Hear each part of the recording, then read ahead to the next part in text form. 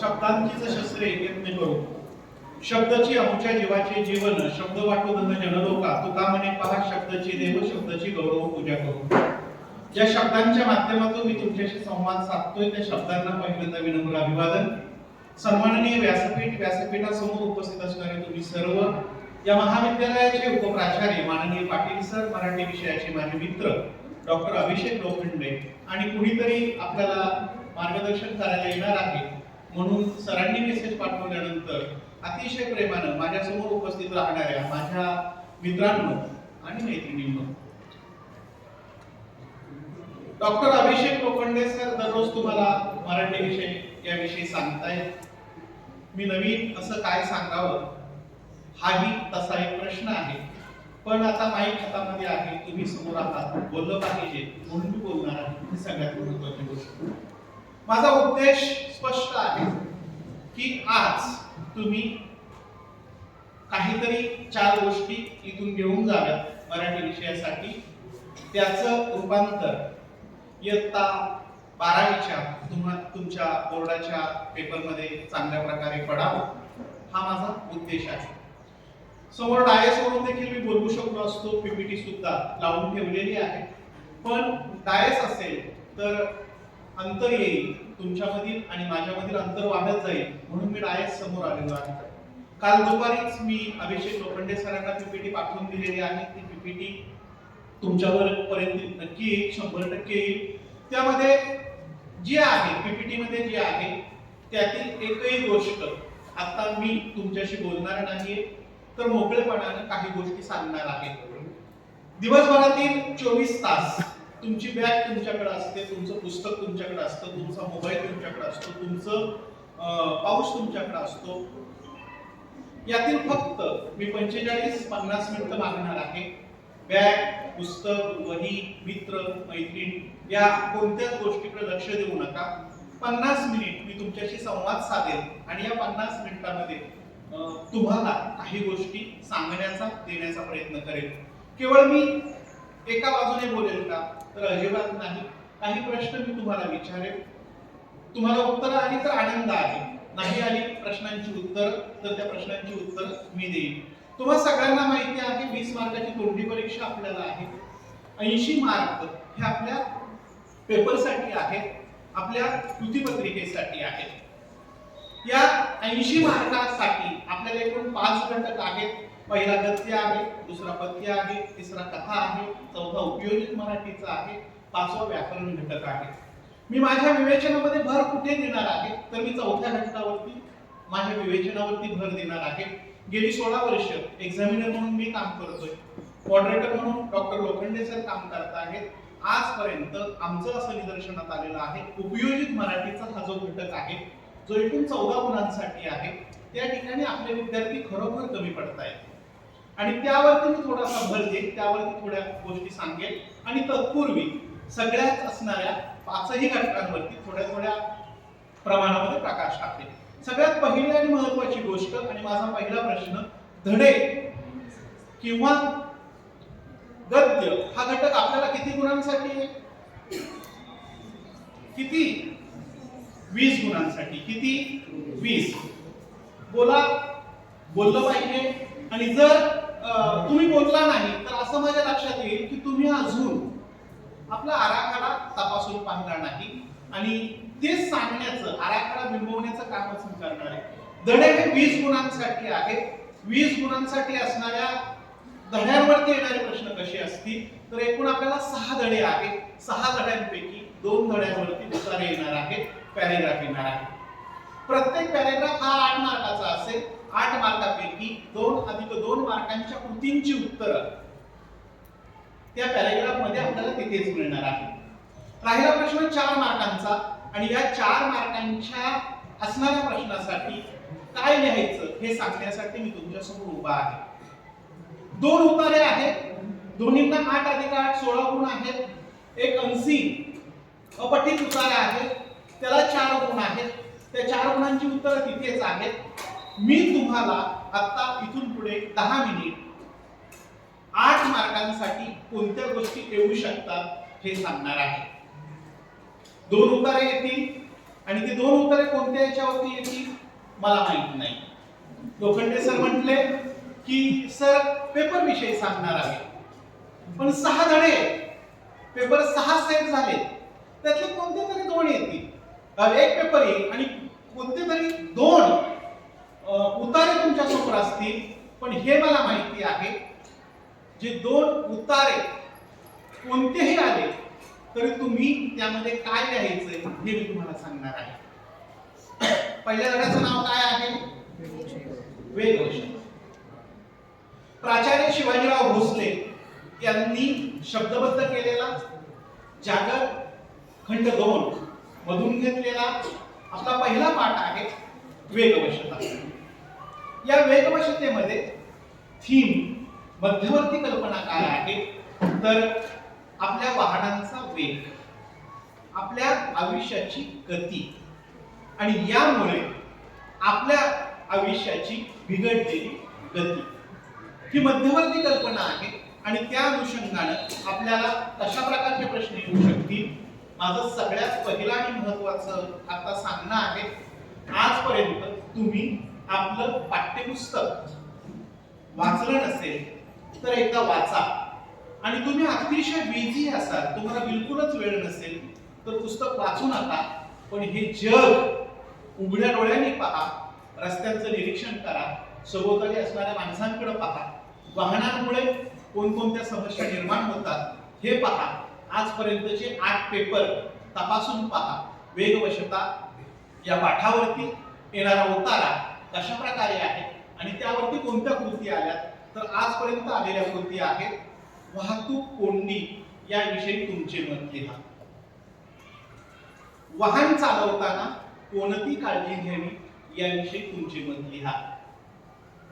वाहन चालवत असताना होणाऱ्या दुर्घटना टाळण्यासाठी आपण कोणत्या गोष्टी केल्या पाहिजेत त्या गोष्टी लिहा. अशा प्रकारची मध्यवर्ती कल्पना आपल्याला लिहायला येते आणि या मध्यवर्ती कल्पना लिहिण्यासाठी पाठ्यपुस्तक वाचण्याची, तो उतारा वाचण्याची आवश्यकता नाही, तर तुमचं दैनंदिन समाजाचं वाचन असणं गरजेचं आहे.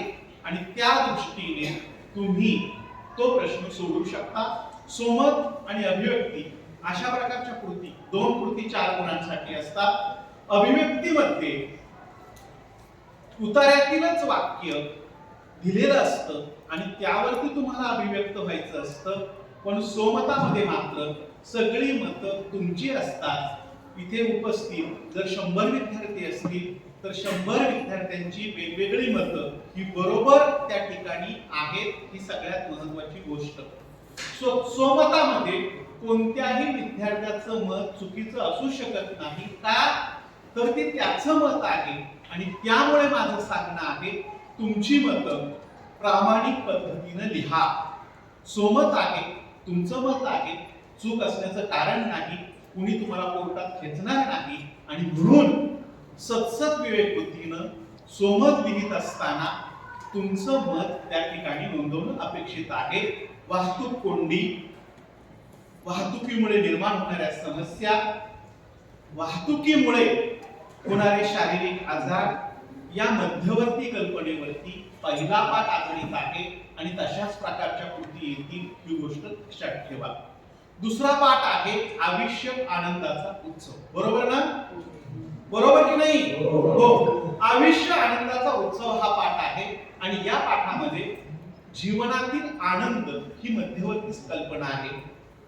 कोणाला गाणी संगीत ऐकल्यानंतर आनंद मिळतो, कुणाला क्रीडांगणावरती खेळ खेळल्यावरती आनंद मिळतो, कुणाला विश्रांती घेतल्यानंतर झोपून राहिल्यानंतर आनंद मिळतो, कोणाला फिरायला गेल्यानंतर पर्यटन केल्यानंतर आनंद मिळतो.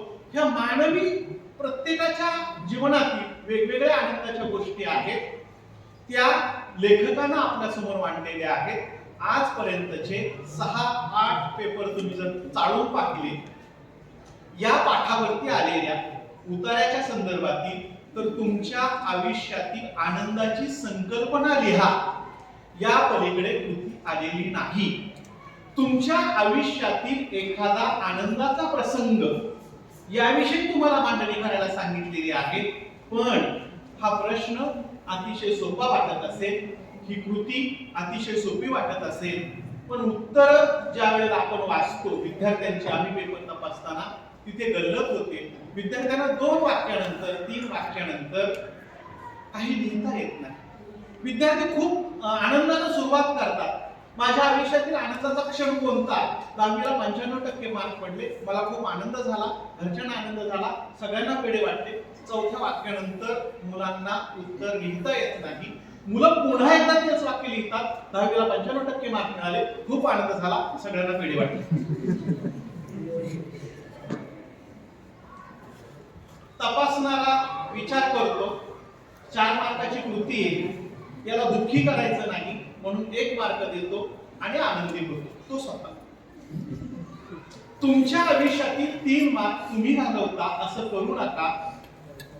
मी मध्यवर्ती कल्पना सांगतोय, त्या 6 मध्यवर्ती कल्पनांवरती तुम्ही आजपासून विचार करा, मित्रांशी चर्चा करा, सरांबरोबर चर्चा करा, घरच्यांशी चर्चा करा आणि ती चर्चा तुम्हाला बोर्डाचा पेपर लिहिण्यासाठी खूप फायदेशीर ठरणार आहे.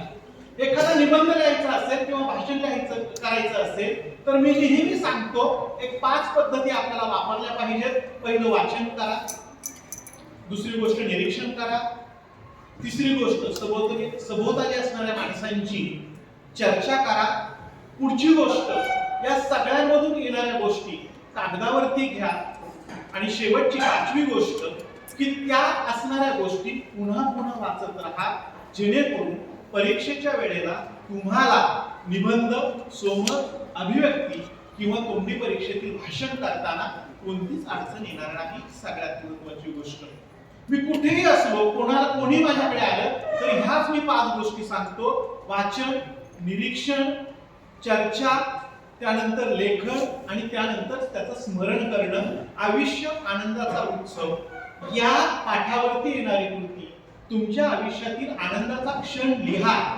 त्यावेळेला तुम्हाला तो क्षण आयडेंटिफाय करता आला पाहिजे आणि त्यातील किमान 15 ओळी तुम्हाला लिहिता आल्या पाहिजे. आजपासून सुरू करा. माझ्या आयुष्यातील आनंदाचा क्षण कोणता, त्यातील हे 3 मुद्दे, एका मुद्द्याची 5 वाक्य आणि 15 मार्काचं माझं उत्तर आज रेडी असेल त्या पाठावरती प्रश्न आला तर. अशा पद्धतीने तयारीला लागा ही माझी विनंती असेल.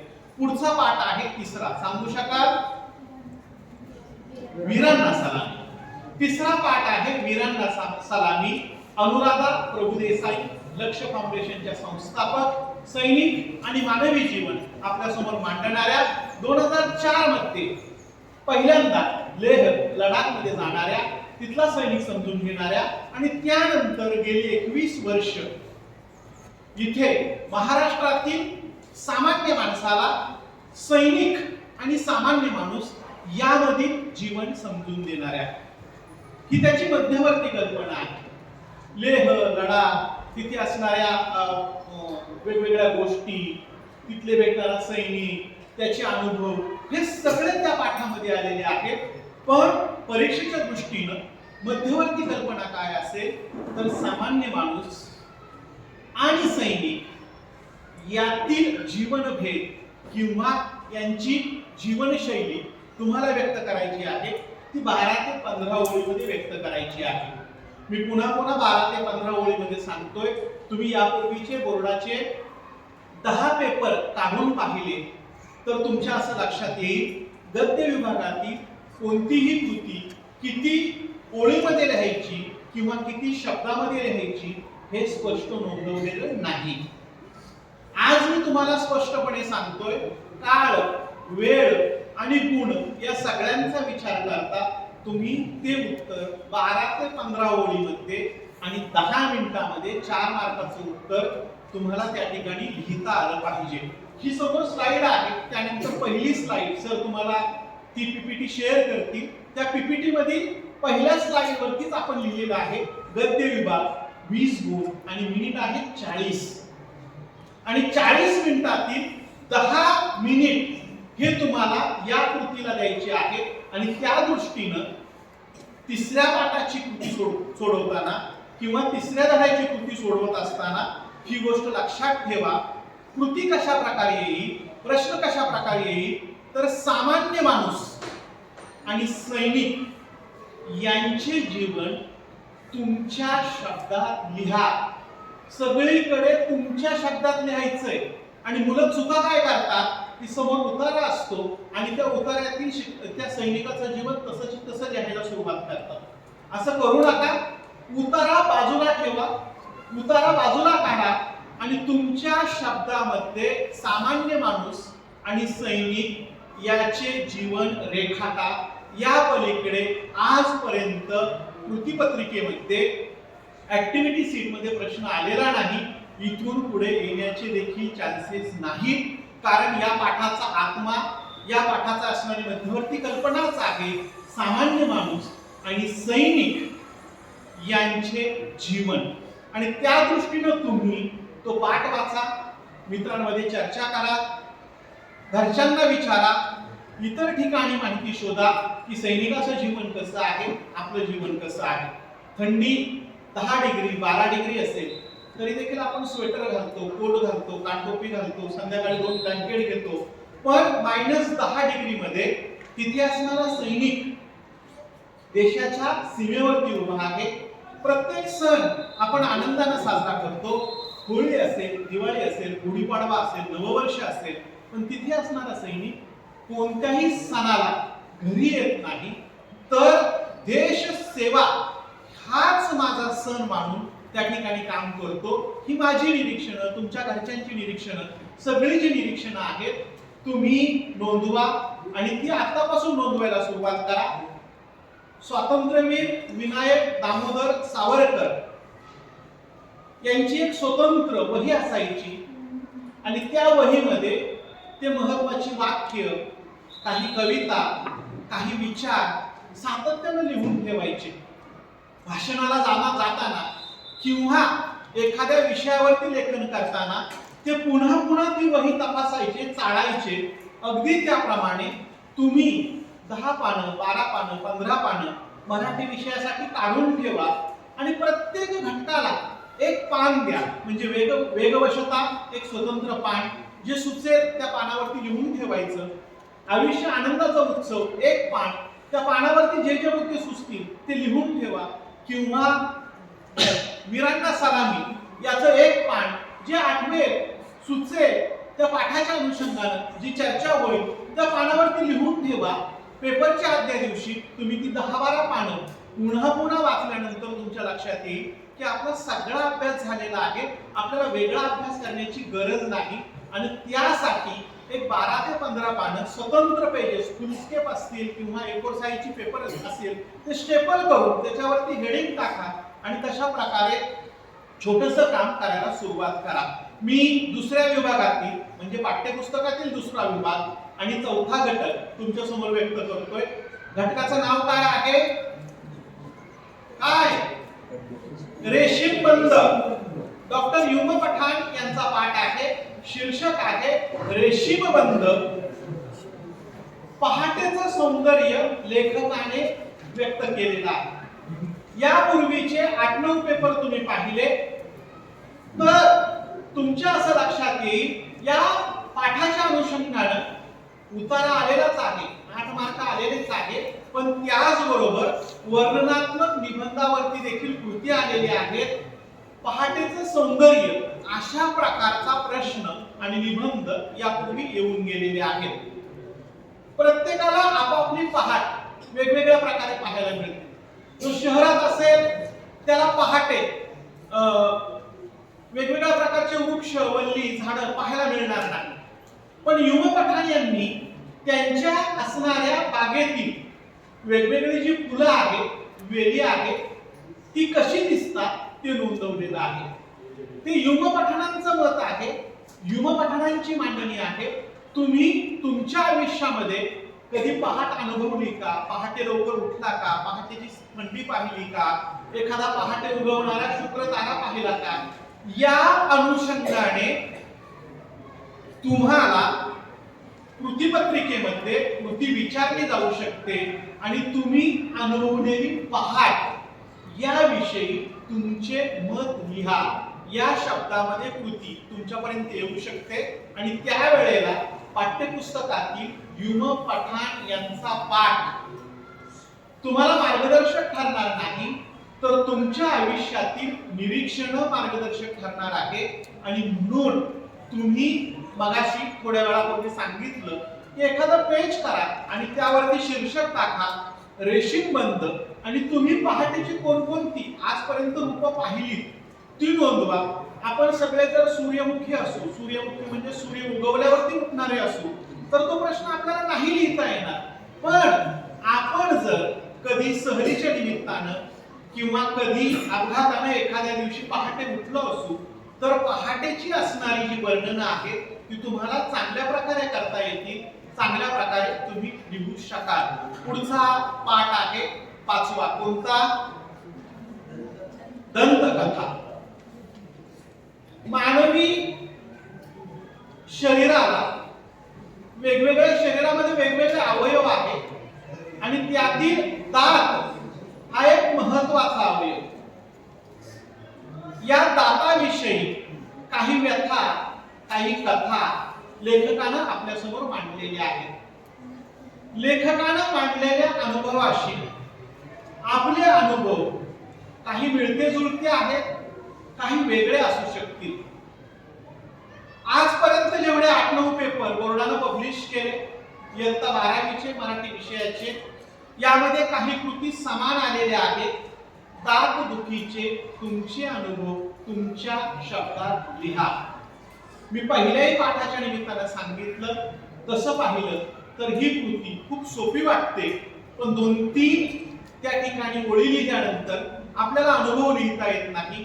दात दुखतो, खूप खणकतो, वेदना होतात, पण पुढे काय नाही नोंदवता येत. आणि म्हणून याही गोष्टीसाठी दात दुखी या संदर्भातील काही गोष्टी आपल्याला नोंदवता आल्या पाहिजेत. दाताविषयीच्या असणारे म्हणी, वाक्प्रचार याचा चपखलपणे त्या उत्तरामध्ये आपल्या असणाऱ्या त्या ठिकाणी लिहिणाऱ्या उत्तरामध्ये आपल्याला नोंदवता आलं पाहिजे, जेणेकरून वाचणाऱ्याला, तपासणाऱ्याला कळेल की दात या संकल्पनेविषयी या व्यक्तीचा चांगला अभ्यास आहे किंवा यानं चांगली तयारी केलेली आहे. प्रत्येकाला जन्माला आल्यानंतर दात येतात, ते पडतात, पुन्हा दात येतात. आणि लेखकाने नोंदवलंय की मानवी शरीरातील हा एकमेव अवयव आहे की एकदा उगवल्यानंतर तो गळून जातोय आणि पुन्हा येतोय.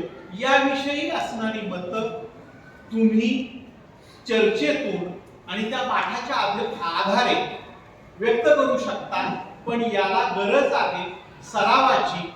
कधी कधी या गोष्टी आपल्याला आठवतात, पण पेपर मधून बाहेर आल्यानंतर असं व्हायला नको, म्हणून तुम्ही पुन्हा एकदा निरीक्षण, चर्चा आणि तुमची असणारी स्वतःची मतं यावरती काम करा.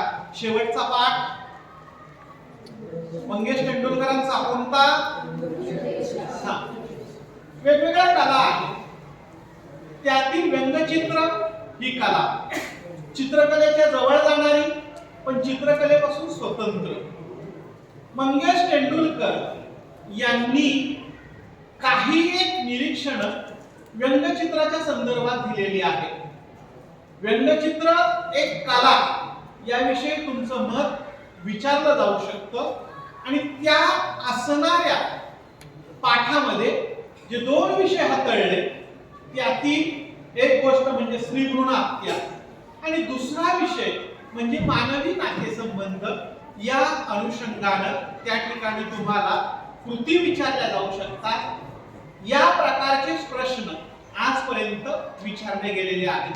सुरुवातीचे पेपर तुम्ही पाहाल म्हणजे फेब्रुवारी 21 असेल, 22 असेल आणि 23 असेल. तर या पेपरमध्ये या पाठावरती आपल्याला कृती विचारलेली पाहायला मिळत नाही. कोरोनाच्या काळामध्ये तो पाठ वगळण्यात आलेला होता, पण 2024 पासून त्या पाठावरती आपल्याला कृती विचारलेल्या पाहायला मिळतात. व्यंगचित्र एक कला, स्त्रियांचे स्वातंत्र्य काल आज उद्या, या 2 मध्यवर्ती कल्पना त्या पाठावरती आपल्याला पाहायला मिळतात. एकूण गद्य पाठाचं काम आपलं 20 गुणांचं आहे. त्याला तुम्ही 40 मिनिट देऊ शकता. 2 पठित उतारे आहेत, एक अपठित उतारा आहे. अपठित उतार्यावरती फक्त आकलन कृती येणार आहेत. आकलन कृती म्हणजे काय, तर त्याची उत्तर ही त्याच असणाऱ्या परिच्छेदामध्ये सापडणार आहे. स्वतंत्र तुम्हाला सोमत किंवा अभिव्यक्ती नोंदवायची नाही. आता मी दुसऱ्या घटकाकडे येतो. दुसरा घटक आहे काव्य विभाग, कविता. याला एकूण मार्क आहेत 16. गुणांची विभागणी आहे 2 + 2 + 4 + 4 + 4. एक स्वतंत्र एकूण 6 कविता आहेत. त्या 6 कवितेपैकी एक पूर्ण कविता त्या ठिकाणी दिली जाणार आहे आणि ती कविता 8 गुणांसाठी आहे. एकूण 6 कवितांवरती इथून पुढच्या असणाऱ्या 10 मिनिटांमध्ये भाष्य करणार आहे आणि त्यानंतर रसग्रहण आणि काव्य सौंदर्य यावरती भाष्य करणार आहे. पहिली कविता कोणती आहे? कोणती? कवयित्री कल्पना दुधाळ. आता काही विद्यार्थी जे मागे मास्क लावून बसलेले आहेत किंवा थोडेसे डिले झाले, त्यांनी जरा सरळ बसा. मी तिथपासून इथपर्यंत आलो. इथपासून तिथपर्यंत यायला अजिबात मला वेळ लागणार नाही. मी तुमच्यासाठी आलेलो आहे. लोखंडे सरांना देखील त्रास देऊ नका.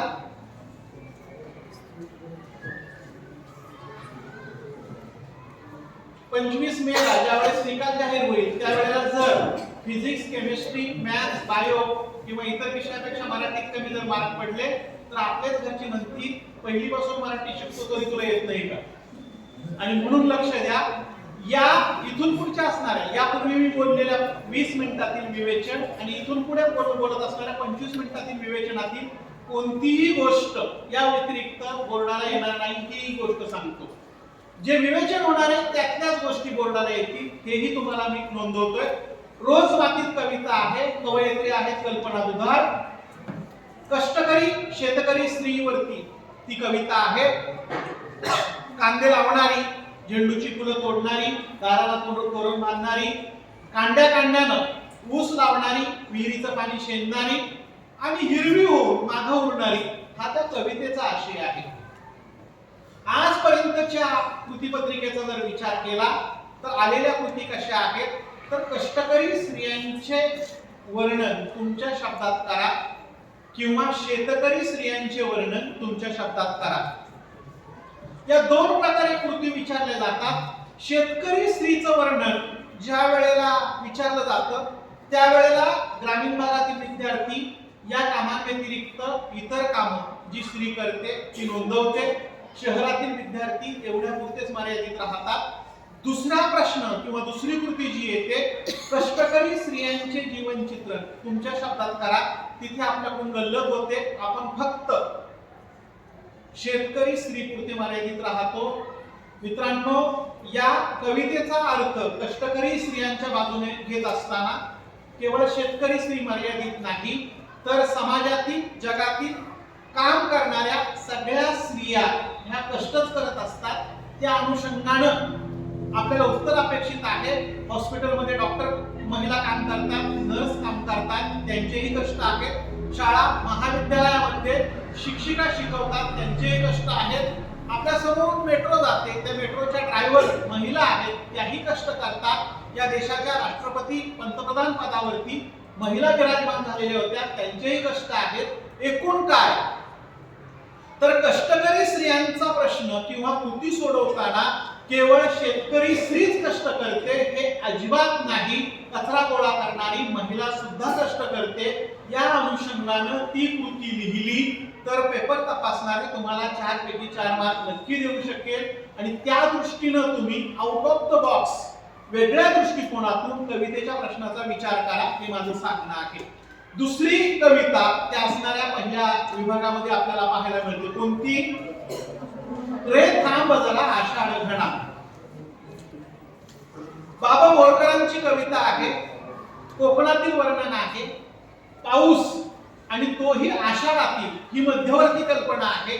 आजपर्यंतच्या कृतीपत्रिका जर तुम्ही पाहिल्या तर तुम्ही अनुभवलेला आषाढातील एखादा पाऊस याविषयी तुम्हाला व्यक्त व्हायला सांगितलंय.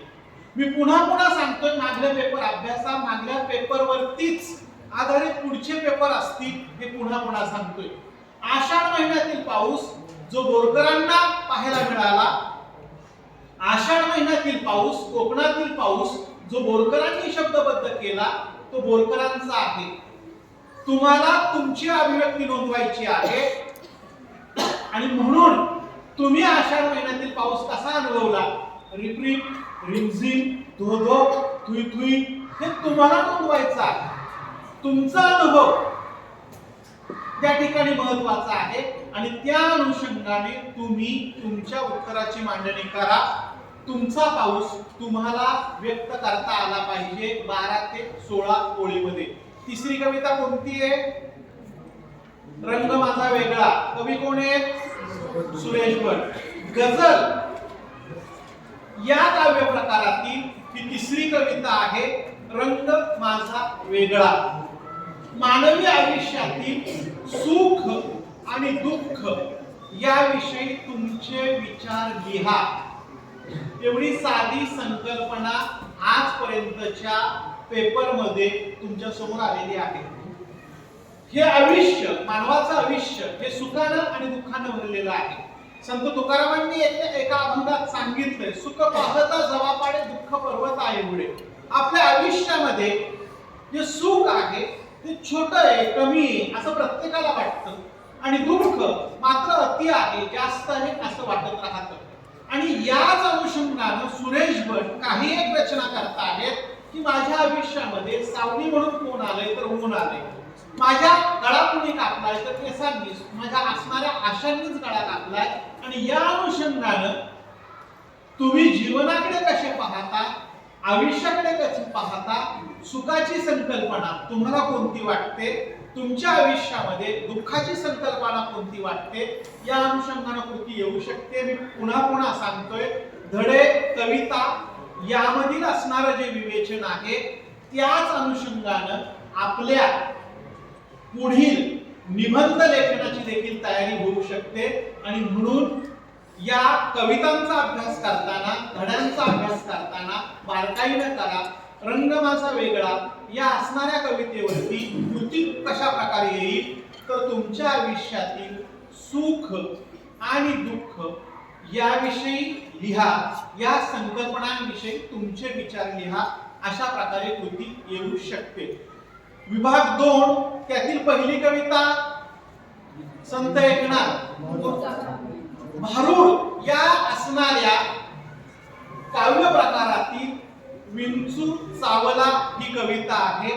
संत एकनाथांनी सत्संगती, चांगल्या लोकांच्या संगतीविषयी नोंदवलेला आहे आणि याच अनुषंगाने 2021 पासून आतापर्यंतच्या पेपरमध्ये ऍक्टिव्हिटी सीट मध्ये त्या ठिकाणी प्रश्नपत्रिकेमध्ये कृती विचारलेली आहे. आणि ती कृती कोणती आहे तर आपल्या जवळ असणारे दुर्गुण दूर करण्यासाठी तुम्ही कोणती कृती कराल. प्रत्येक माणूस हा गुणाचा पुतळा नसतो, गुण अवगुण प्रत्येकाकडे असतात आणि सद्गुणांचा आपल्या असणाऱ्या सोबत वावर वाढावा, सद्गुण आपल्याकडे यावेत आणि दुर्गुण जावेत, यासाठी आपण काय करू शकतो याविषयी आपल्याला त्या ठिकाणी नोंदवणं गरजेचं आहे. कविता अगदी 12 ओळींची आहे, भारुड रूपातील आहे, पण आपल्या आयुष्यातील गुण कोणते, अवगुण कोणते ह्या 12 ओळींपुरते मर्यादित नाही. त्याला आपल्यापेक्षा आपले गुण अवगुण इतर लोक सांगू शकतात आणि चर्चा, नोंद आणि त्याचं स्मरण याच क्रमाने याही कवितेचा आपल्याला विचार करावा लागतो. कविता क्रमांक 5 कोणती आहे? वसंत आबाजी डहाके. कवितेचं शीर्षक आहे समुद्र कोंडून पडलाय. मुक्त छंद या काव्य प्रकारातील कविता, महानगरीय संवेदना घेऊन येणारी कविता, महानगरीय जगातील बालकाच्या समस्या सांगणारी कविता म्हणून या कवितेकडे पाहिलं जातं. यापूर्वीच्या कृतीपत्रिकेतील कृती पाहिल्या तर तुमच्या लक्षात येतील महानगरीय बालकांच्या समस्या यावरती कृती विचारलेल्या आहेत. महानगरामध्ये उंच उंच इमारती आहेत पण बालकं कोंडली गेलेली आहेत. आई वडील कामाला जातात आणि मुलांशी बोलायला कोण नाही, मोठमोठ्या व्हिडिओ गेम किंवा वेगवेगळ्या सुविधा त्यांच्याकडे आहेत पण बोलायला माणसं नाहीत, हा जो महानगरातील समस्या आहे, या समस्यांवरती तुम्हाला काय वाटतं हे तुम्ही नोंदवणं अपेक्षित आहे, हे सांगणं अपेक्षित आहे आणि तशा प्रकारच्या कृती त्या कवितेवरती आजपर्यंत आलेल्या आहेत, येणाऱ्या काळात देखील त्यापेक्षा वेगळी कृती अपेक्षित नाही. शेवटची 6वी कविता आरशातील स्त्री, कवयित्री हिरा बनसोडे यांची कविता आहे. आरशातील स्त्री फिनिक्स नावाचा काव्यसंग्रह या कवयित्रीचा प्रसिद्ध आहे. स्त्रीची रूप, स्त्रीचा भूतकाळ, वर्तमानकाळ, भविष्यकाळ याविषयी भाष्य करणारी कविता आहे. मंगेश तेंडुलकरांच्या पाठामध्ये याच सूत्रानं एक कृती येते आणि आरशातील स्त्री याही कवितेमध्ये तेच सूत्र या ठिकाणी आहे. स्त्री आज स्वातंत्र्य आहे का, ती सक्षम आहे का, तिच्यावरती अन्याय होतो का, आर्थिक, सामाजिक, राजकीय दृष्टिकोनातून आज महिला स्वतःचे निर्णय स्वतः घेते का, ही जी समाजातील निरीक्षणं आहेत ती आपल्याला नोंदवता आली पाहिजे. आरशातील स्त्री संपूर्ण कविता तुमच्या समोर असेल पण त्या कवितेवरती येणारी कृती मात्र संपूर्ण समाजाच्या निरीक्षणावरती आधारित असेल, ही गोष्ट लक्षात ठेवा. एकूण 16 गुणांसाठी हा काव्य विभाग आहे, त्यातील 8 गुण एका कवितेवरती येणार आहेत, पुढचे 4 अधिक 4 गुण हे एकूण 3 कवितांवरती असतील, म्हणजे एकूण 5 कवितांवरती तुम्हाला काव्य विभागाच्या कृती विचारल्या जातील. सरळ अर्थ, काव्य सौंदर्य, भावसौंदर्य यावरती 4 गुण असतील, रसग्रहण यावरती 4 गुण असतील. सरळ अर्थ, भावसौंदर्य, काव्य सौंदर्य लिहिताना कवितेचं नाव लिहा, कवी लिहा, काव्य प्रकार लिहिता आला तर जरूर लिहा. हे पहिल्या पॅरेग्राफ मध्ये पहिल्या 3 ओळीमध्ये तुम्ही नोंदवा. नंतरच्या येणाऱ्या 8 ओळीमध्ये तुम्हाला त्या ओळीमध्ये नेमकं काय म्हटलेलं आहे, भावार्थ काय आहे हे नोंदवा आणि शेवटच्या 3 ओळीमध्ये त्या ओळींविषयी तुमचं स्वतःचं मत काय आहे या दृष्टीने विचार करा. एकूण 15 ओळीमध्ये 15 ते 16 ओळीमध्ये काव्य सौंदर्य, रसग्रहण, भावसौंदर्य लिहिण्याचा प्रयत्न करा आणि त्याचे 3 टप्पे पाडा. पहिल्यात परिचय नोंदवा, दुसऱ्यामध्ये आशय नोंदवा आणि तिसऱ्या पॅरेग्राफ मध्ये एकूण तुमच्या मतासहित 6 नोंदणी करा. 16 गुणांसाठी काव्य विभाग आहे आणि 16 गुणांसाठी असणारा जो काव्य विभाग आहे तो लिहिण्यासाठी तुम्ही 35 ते 40 मिनिटाचा उपयोग करा आणि 35 ते 40 मिनिट तिथे वापरले, त्यापेक्षा जास्त वेळ वापरला नाही तर तुम्हाला निबंध लेखण्यासाठी पुढे जास्त वेळ मिळेल. मी आतापर्यंत माझ्या विवेचनामध्ये 35 मिनिटांमध्ये 36 गुणांविषयी 36 मार्कांविषयी मांडणी केलेली आहे. धडे 20 गुणांचे, काव्य विभाग 16 गुणांचा. आता पुढे असणाऱ्या 5 मिनिटांमध्ये कथा विभाग सांगतो. कथा विभागाचे 3 घटक आहेत. 4 मार्कांचा त्या ठिकाणी पॅरेग्राफ असेल, 2 कृती असतील, आकलनावरती आधारित त्या कृती असतील. ते कंपल्सरी आहे, त्याच्यामध्ये गाळायला आपल्याला संधी नाही. पॅरेग्राफ तिथेच आहे, फक्त पॅरेग्राफ 2 वेळा वाचा, उत्तरं सापडतील. ती उत्तरं तुमच्या भाषेत लिहा किंवा तिथे असणाऱ्या भाषेत लिहिले तरी तुम्हाला 4 पैकी 4 मार्क मिळणार आहेत. पुढचा जो 6 मार्काचा प्रश्न आहे त्या ठिकाणी तुम्ही ऑप्शन वापरू शकता. 2 कथा आहेत, 2 कथेवरती 4 प्रश्न येणार आहेत, 4 कृती येणार आहेत. कोणतीही कथा चांगली करा, एकतर शोध कथा चांगली करा किंवा गडी कथा चांगली करा. जी कथा चांगली करा त्यावरती तुम्हाला 2 कृती सोडवायच्या. आजपर्यंत आलेल्या कृती कोणत्या आहेत? अणूचे व्यक्तिचित्र रेखाटा, अणूच्या वडिलांचे व्यक्तिचित्र रेखाटा किंवा शोध कथेची शीर्षक समर्पकता स्पष्ट करा. या प्रकारच्या कृती शोध कथेवरती आलेल्या आहेत. वपू काळे यांची कथा आहे, शोध कथा आहे, वाचनीय कथा आहे, सगळ्या विद्यार्थ्यांना कथा आवडते. दुसऱ्या कथेकडे येतो, गडी कथा आहे. ही कथा वैदर्भी वऱ्हाडी बोलीमधली आहे. बापू गुरुजींचं व्यक्तिचित्र मांडलेलं आहे. एक होतकुरू व्यक्ती शिक्षक होतो, गाव सुधारण्यासाठी वेगवेगळ्या प्रकारे योजना राबवतो. गावामध्ये असणारे जे लोक आहेत त्या लोकांना बापूंची प्रगती पाहावी वाटत नाही, त्यांना विरोध होतो आणि ज्या गावाचा विकासच झालेला नाही त्या गावाला स्वच्छ गाव, आदर्श गाव हा पुरस्कार दिल्लीमधून जाहीर होतो आणि त्याचं वितरण असताना बापू मात्र गावातून बाहेर पडतात. सत्यवादी माणसं कधीही खोट्याच्या वाटेने जात नाही, हा आदर्शवाद त्या कथेमधून आलेला आहे. गडी कथेची शीर्षक समर्पक स्पष्ट करा, बापू गुरुजींचे व्यक्तिचित्र स्पष्ट करा किंवा उचापती करणाऱ्या माणसांविषयी तुमची मते लिहा. अशा प्रकारच्या कृती आजपर्यंत आलेल्या आहेत. तुम्ही एकदा ठरवा की तुम्हाला गडी कथा चांगली करायची की शोध कथा चांगली करायची, आणि जे ठरवाल त्यावरती एक काम करा. यापूर्वीचे 6-7 पेपर काढा, त्यातील प्रश्न एकाखाली एक लिहा आणि 6 पेपर मधले प्रश्न तुम्ही एकाखाली एक लिहिले की तुमच्या लक्षात येईल. आणि हे काहीच नाही, पेपर्स 8 आहेत पण प्रश्न 4 आहेत, ते पुन्हा पुन्हा येतात आणि मग तुम्ही त्या 4 वरती काम करायला सुरुवात करा, तुम्हाला अडचण येणार नाही. आपण 46 गुणांपर्यंत आलो. तिथून पुढे आता आपण 14 गुणांचा विचार करतोय आणि ही गोष्ट सगळ्यात महत्त्वाची आहे. सगळ्यांनी लक्ष द्या. या 14 गुणानंतर व्याकरणाविषयी तुम्ही स्वतः करू शकता, त्यामध्ये वेगळेपण असं काहीच नाही. पण या 14 गुणांवरती तुमचं स्कोरिंग अवलंबून आहे. 100 पेपर मधील 90 पेपर असे असतात की या 14 पैकी 2, 4, 5 मार्क पडलेले असतात. हे असं का होतं तर कथा, कविता, नाटक हे सगळं आपल्याला आवडतं, त्यामध्ये आपलं मन रमतं. पण उपयोजित मध्ये आपण कमी पडतो, त्या ठिकाणी आपण लक्ष देत नाही. उपयोजितचे आपले 4 घटक आहेत: मुलाखत, माहितीपत्रक, अहवाल लेखन आणि वृत्तलेख. आता सांगतो, कोणतेही 2 घटक करा, उत्तम करा, पण त्यातला एकही अक्षर सोडू नका.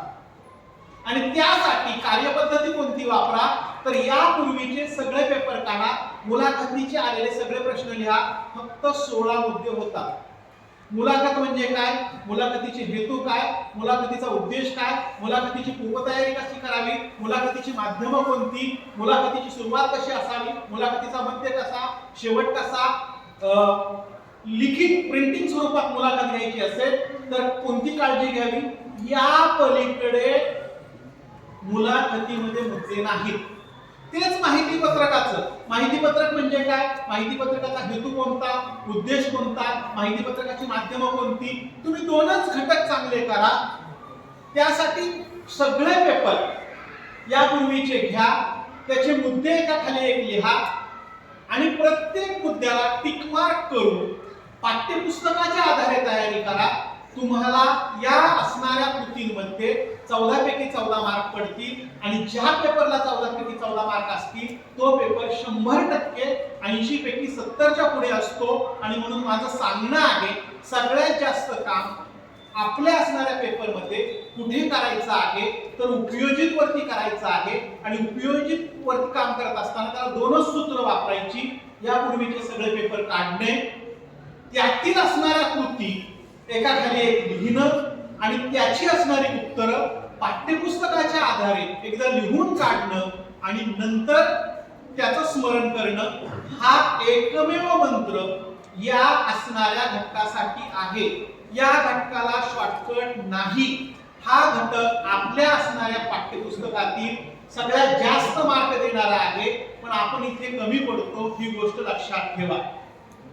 व्याकरण 10 गुणांसाठी आहे. आपण वर्षभर पाठांतर करतो. वृत्त, अलंकार असेल, प्रयोग असेल, समास असेल, वाक्प्रचार असेल, वाक्य रूपांतर असेल, याही बाबतीमध्ये तेच सांगणं आहे. अनेक वाक्यांची वाक्य रूपांतरच्या बाबतीमध्ये अनेक वेळा 30-30 वाक्य पडलेली आहेत. व्याकरणाच्या बाबतीमध्ये पाठ्यपुस्तकाच्या बाहेरची कोणतीही कृती पडणार नाही, ही गोष्ट लक्षात घ्या. पांढरा रंग सगळ्यांना आवडतो. या वाक्याचा प्रश्नार्थी करतो त्यावेळेला कोणाला आवडत नाही पांढरा रंग प्रश्नचिन्ह. अशा प्रकारे अगदी साध्या सोप्या कृती आहेत. यासाठी देखील माझं सांगणं आहे, पाठ्यपुस्तकाच्या खालच्या कृती आणि यापूर्वीचे येणाऱ्या झालेल्या ज्या प्रश्नपत्रिका आहेत त्यातील व्याकरणाची एक स्वतंत्र क्वेश्चन बँक आपणच तयार करा. 5 मित्र असतील तर एकानं वाक्य या विभागाची करा, दुसऱ्यानं प्रयोगाची करा, तिसऱ्यानं समासाची करा, चौथ्यानं अलंकाराची करा आणि 5व्यानं शेवटच्या पानावरती असणारे संदर्भ टिपातील वाक्प्रचारांचं काम करा. तुम्ही 5 मित्र 5 मैत्रिणी एकत्र व्याकरणाचा अभ्यास करू शकता अतिशय उत्तम प्रकारे. तुम्हाला वेगळ्या मार्गदर्शकाची गरज नाही. फक्त इतर वेळेला तुम्ही चर्चा गप्पा मारता त्यातील 5-10 मिनिट आपल्या घटकावरती द्या. व्याकरणामध्ये तुम्हाला 10 पैकी 10 मार्क मिळतील. आता 5व्या घटकातील शेवटचा मुद्दा निबंध लेखन आणि याविषयी मी 5 मिनिट तुमच्याशी बोलेल. 10 गुणांसाठी हा घटक आहे. सगळ्यात सोपा हा घटक विद्यार्थ्यांना वाटतो.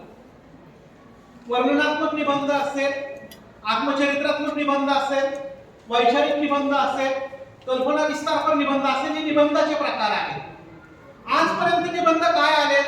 माझे आवडते शिक्षक, म्हणजे 50% विद्यार्थी इथे अडकतात. दुसरा विद्यार्थी कुठे अडकतात? मी रस्ता बोलू लागलो तर, मी झाड बोलतोय, मी शेतकरी बोलतोय, मी सैनिक बोलतोय. चरित्रात्मक निबंधामध्ये मुलं तिथे अडकून पडतात. पुढे विद्यार्थी कुठे अडकतात की मी पाहिलेला क्रिकेटचा अविस्मरणीय सामना किंवा माझ्या आयुष्यातील अविस्मरणीय सहल किंवा माझ्या आयुष्यातील आनंदाचा प्रसंग. इथे या 3 घटकांमध्ये 90% विद्यार्थी अडकून पडतात. वैचारिक निबंध म्हणजे श्री स्वातंत्र्य, काल, आज, उद्या, भ्रमणध्वनी, शाप की वरदान, विज्ञान, शाप की वरदान, नदीजोड प्रकल्प, काळाची गरज, हे जे वैचारिक निबंध आहेत त्या वैचारिक निबंधामध्ये मांडणी होताना दिसत नाही. मी आता फक्त 2 मुद्दे सांगणार निबंध लेखनासाठी. पहिल्या 3 घटकांसाठी ते मुद्दे आहेत आणि शेवटचा मुद्दा निरीक्षणाचा सांगणार वैचारिक निबंधासाठी.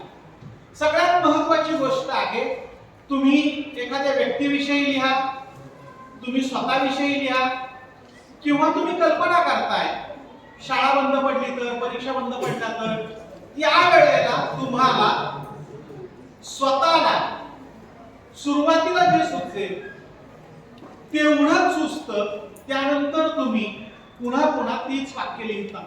असं करू नका.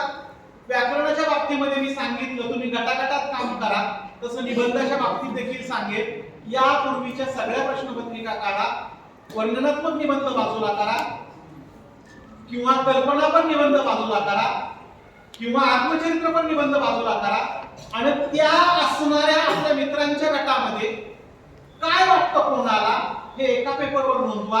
सगळ्यांचे मुद्दे एकत्र करा. 10-12 मुद्दे झाले तर तुम्ही 100% 200 ते 250 शब्दामध्ये निबंध लिहा. ही सगळ्यात महत्त्वाची गोष्ट. थेट निबंध लिहायचा प्रयत्न करू नका. निबंध लेखन ही गोष्ट कमवण्याची आहे. वक्तृत्व, निबंध ह्या ज्या गोष्टी लेखनाच्या बोलण्याच्या आहेत ते एका दिवसामध्ये साध्य होत नाही.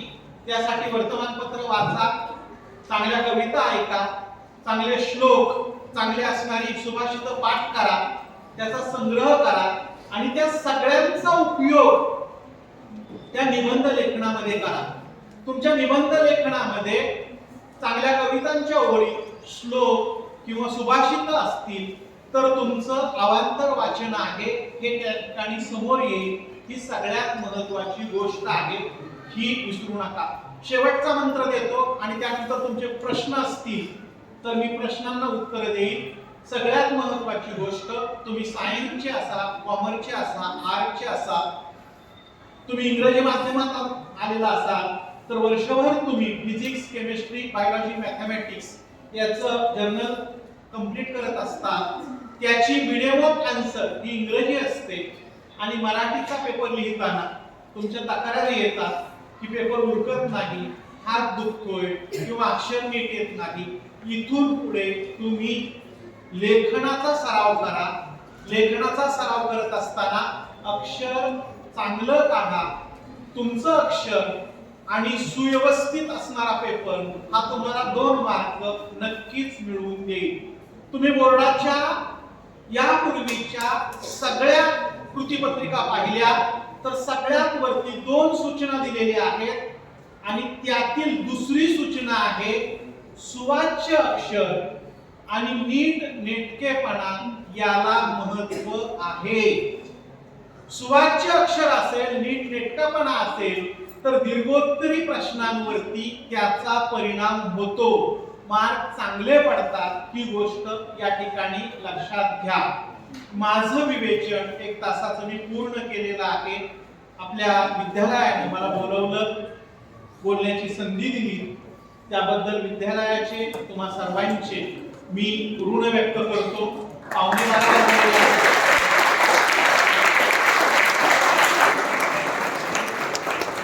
पावणे 12 वाजलेले आहेत. अनेकांच्या चेहऱ्यावरती 12 वाजण्याच्या आधी मी माझं विवेचन थांबवतोय. पण तुमच्या शंका असतील तर त्या शंका विचारा. आपल्या देशामध्ये शंकाच उपस्थित होत नाही आणि नंतर आपण म्हणतो आपल्याकडे न्यूटन तयार होत नाही. शंका विचारा, शंका असतील तर माईक देतो मी.